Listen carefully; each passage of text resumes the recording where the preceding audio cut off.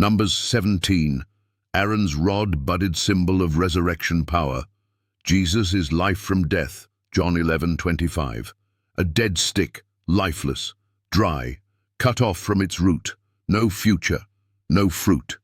That's what Aaron's rod was, just a piece of wood, a staff like any other. But then something happened. Overnight, in the silence of the tabernacle, that dead staff bloomed. Buds, blossoms, almonds, life out of death. It was God's unmistakable sign, but not just for ancient Israel. It was a prophecy, an image pointing forward to something greater, to someone greater. Skeptics, pastors, imams, priests, listen closely. Numbers 17 isn't about who gets to be high priest. It's not just about ending rebellion. It's about proving one truth. God chooses the one who conquers death. And only one name carries that power: Jesus Christ. Let's rewind. The people of Israel had rebelled. Korah and his followers had challenged Aaron's priesthood in the previous chapter, claiming they were just as holy.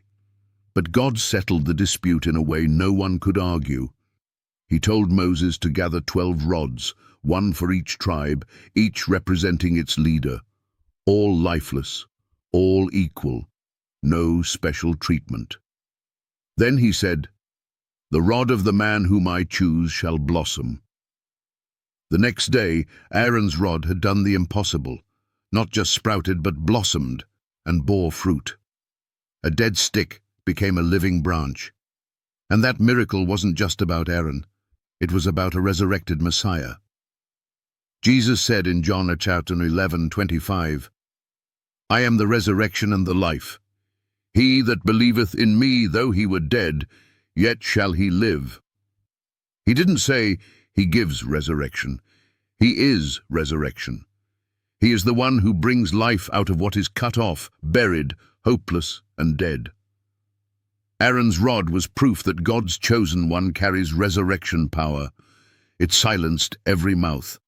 And today, Christ's empty tomb silences every false religion, every lying prophet, every dead doctrine.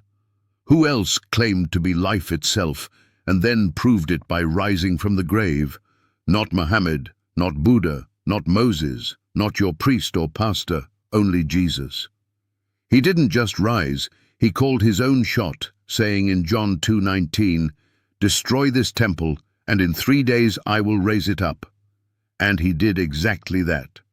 So when the rod budded, it didn't just prove Aaron's authority, it foreshadowed Christ's victory.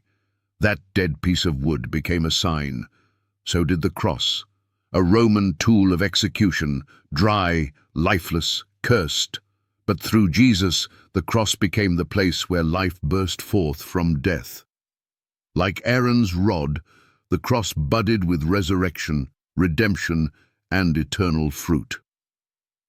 You who deny Jesus' divinity, how do you explain this shadow in Numbers 17 that so clearly points to him?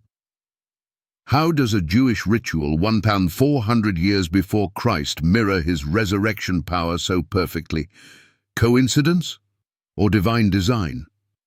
To the religious who still cling to rituals without power, your rod is still dry, your traditions bear no fruit. Your leaders rise to power, but none rise from the grave. To the proud who claim all paths lead to God, tell me, which of your gods made a dead staff blossom? Which of your prophets defeated death? Not one. Because resurrection is the ultimate proof. God's chosen one doesn't just teach truth. He is the truth, and he brings life where there was none. God told Moses to place Aaron's rod inside the Ark of the Covenant as a testimony forever, and the resurrection of Jesus is our eternal testimony. A dead man lives, the tomb is empty, and heaven has confirmed, "This is my chosen one." So here's the question. Are you still holding a dry rod, clinging to lifeless religion? Or have you come to the risen Christ, the true and living high priest, the one whose branch blooms eternally? Aaron's rod budded. But Jesus rose. and lives forever.